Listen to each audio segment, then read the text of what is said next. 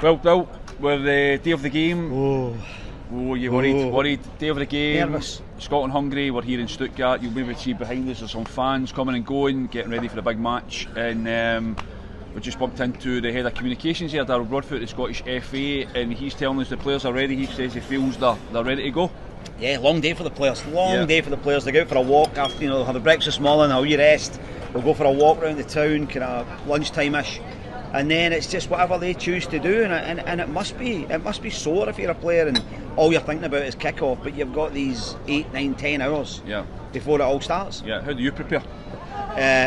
We have a very healthy breakfast. I like a wee sleep in the afternoon. Most afternoons? Most afternoons, and that's not even an age thing. I've done that since I was a boy. To be fair, I think you are at that age where you have a wee nap. But they must be excited. They were talking to John McGinn last night.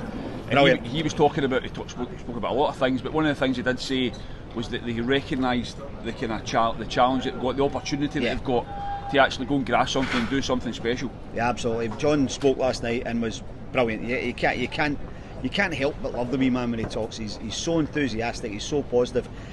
He talked about how they are more mentally prepared than we were at the last Euros, when he felt that the mindset wasn't quite right. It was all too new, the pressure of playing at home, and the experience of that has made them better for this one. So let's hope that's the case tonight. That's the thing, because in those last Euros, that final game against Croatia at Hampden, I know we've spoken about it before, how it was the atmosphere, the whole tournament felt a bit fake, but the players didn't seem to grasp it, did they? And John spoke about that. He spoke about the mentality having to be different, and that's key to this, isn't it? They have to go into this game tonight really focused and believing that they can actually do it, because otherwise what's the point in turning up? Absolutely. I mean, the Croatia game last time, they were tournament ready. They were World Cup semi-finalists, World Cup finalists, blah blah blah, and they just came out and passed us off the park. They just got the ball and said, "This is ours. You're not getting involved." And we had that little moment when Callum got us back into the game with a goal, and it just drifted away.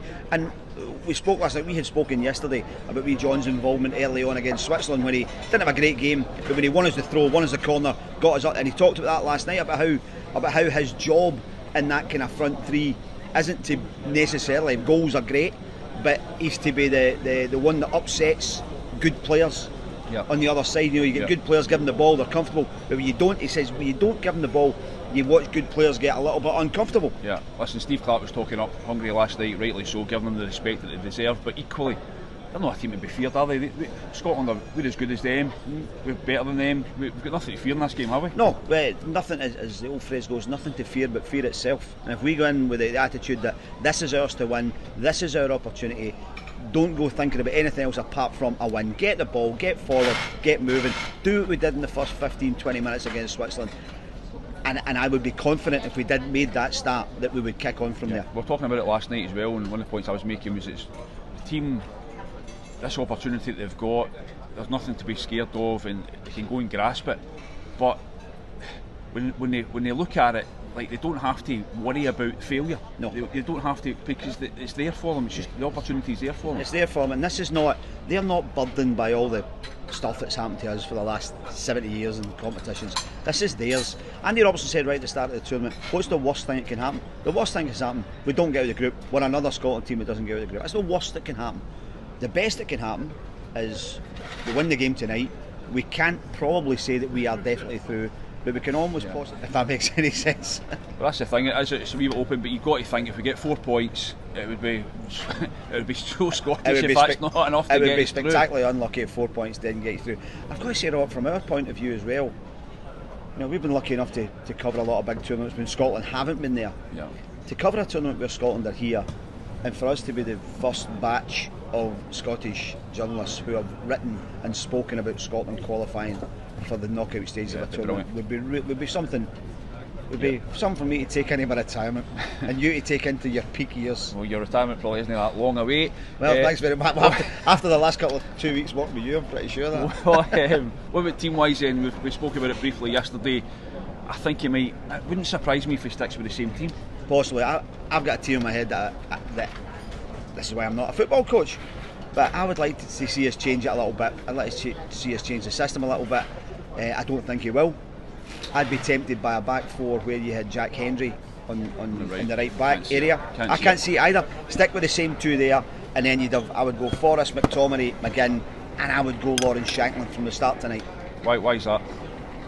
I think tonight's a night when we're not looking to be a nuisance up front. We're not looking to necessarily just keep defenders occupied. We're looking to score goals. Right. And he is the prime of the strikers we have. He's the goal scorer. Yeah, but at the same time, and I understand the reasons why not. Yeah, but Shea Adams, his hold-up play is vastly better, I think, than not vastly better, but better than Shankland. And also, when he does that, it allows McTominay and John McGinn to get forward and support. It does. That's Scott McTominay's virtually our striker. Yeah. That's Che's job. I wonder how Che feels just now, because the first two games, I mean, he can't have been more than a couple of dozen touches. He's not really been involved in the box. I thought he was terrific in the last game. Yeah, listen, he played really well for what he did, but when you're up front, I wonder then, when the chances do eventually come, how attuned he is to it, or how much he's just now attuned to being the guy who does the donkey work for Scott and for John. I mean, I hope we saw the chance he buried in Gibraltar, and it's only Gibraltar, but it's still a chance, and it was a magnificent finish. I'd love to see the wee man get a goal tonight. I'd love to see anybody get a goal. I've just got a wee thing towards Shankland in terms of goals. I don't think it'll happen. I'm a big fan of Lawrence Shankland, and I could genuinely see him stepping off the bench and making an impact, being the hero late in the game. I don't doubt that for a minute, but I just think Shea Adams, I think he's just better, simple as that. I think he brings more to the team. He leads the line better, and I'd be amazed actually if he doesn't start. Big decision that he may make for Steve Clarke. The good thing is we've got attacking options. Got, if it's Shankland on the bench, you've got Shankland, you've got Forrest, you've got Christie, you've got Lewis Morgan. You've got options there to come in and try and make things happen if we have to make things happen. It's a real shame, wasn't it? Ben Doak was one of the young players that was going to be coming to this tournament, and there's really excitement about that. A kid that we've not seen very much of, that we haven't seen him in a Scotland jersey, but the prospect of him being in this tournament, that might have just been a little difference. He's not here, nothing we can do about it, but it's a real shame, isn't it? Because he's someone that would have brought something completely different. It's a bit like Billy Gilmer last time. This little jack in the box who comes out and go, wow, where did this guy come from? Suddenly this boy can control the midfield. Ben Doak would have brought the most amazing raw pace, and nothing frightens defenders. Let's just say in the last half an hour tonight, we need a goal. To bring somebody on either through the middle or wide who's got that amount of pace and that amount of confidence. He's not here. But he's not here. It's a real shame for the boy. He's for the next tournament, hopefully. But listen, as you can see, you probably see some Scotland fans arriving. We're at just around the corner from the train station here in where are we? Stuttgart. I can't remember where we are. They must be buzzing with this. It's we're talking about the opportunity for the team, but there's thousands of them that have made this journey and they've been in great spirits. Well, one of our colleagues, Michael Grant, was out. His son's over. He went to meet him last night. He said he just couldn't move where they were on the edge, not even in the fan zone, on the edge of the fan zone. It's just incredible. In our hotels, we said yesterday there was a party of Tartan Army guys and girls next to where there was a wedding, and I think that all mingled as the night went on. And this morning, I was talking to a couple of guys outside our hotel who are just sitting there with a little glass of water, getting their heads back together, and just can't wait for tonight. These are guys kind of in their 50s, and it's not like they're young boys on the town. These are boys that are saying, this could be incredible tonight. This could just be so special. Listen, we've seen Scotland fail essentially so often in the past, but it has to change sometime. There's going to be a time when Scotland qualify for the group stages, or through the group stages of a major competition, major tournament. Why can't it be tonight? Well, there's absolutely no reason why not. As I wrote in the paper today, these boys are unburdened by anybody else's failure. And it's just their own opportunity they have to grasp. And we're just we're about 100 yards away from the Scotland Hotel just now. They'll all have their own moods. The manager is an interesting one. From what we're told, the manager in the build up to the game shuts himself away, just does his own thing, away from all his coaching staff. Who would have thought that? No, he's usually so outgoing. Shuts himself away, does his last bit of preparation, does his detail, focuses. And how do you think he's feeling today? Because it's a big night for him. There's a trigger switch here between Steve Clarke, the man that took us to 2 tournaments and got us into the knockout stages, or Steve Clarke, the man that took us to 2 stages and ended up with 1 point each time.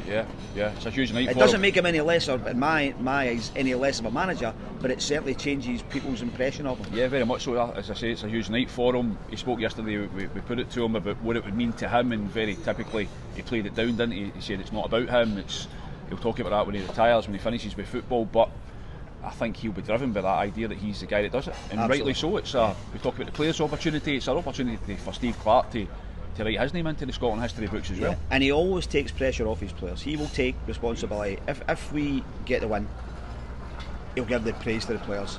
If we don't get the win, he'll take the responsibility. That's the kind of guy he is. And then he'll go back and debrief his guys, wherever they go back to, whether they go back to Garmisch, whether they go straight home, whatever they do. But we all know how isolated and lonely a manager can be out in that touchline when things aren't going well. And I've said this before in the tournament, I really hope that tonight Steve Clarke doesn't feel on his own, and that at some point during the night everybody's on top of him. So he's joining in the celebrations and something special. Do you think Roger Hannah could learn a thing or two from Steve Clarke's management? I think Roger's slightly better than a night out. That's maybe true. Right, listen, cake time. We're a wee bit early this morning. We've not really gone heavy duty. It's Sunday. We're civilised on a Sunday. Give us a wee description of what we want. Well, I've got granola with raspberries. You seem to have granola with yoghurt, a bit of yoghurt in here. I've got a strawberry Danish with a little bit of cheese for some reason. It was a bit controversial. You going cinnamon swirl? Cinnamon swirl. And just a ginormous black coffee for me. Right, well, we're ready. As you can see behind us, the fans are turning up in their numbers. The ones that are already here are probably just about waking up. And hopefully the Scotland lads will get the result that we all want tonight against the Hungarians, and it will take us marching into the next round. And we'll have the happiest podcast ever tomorrow. Absolutely.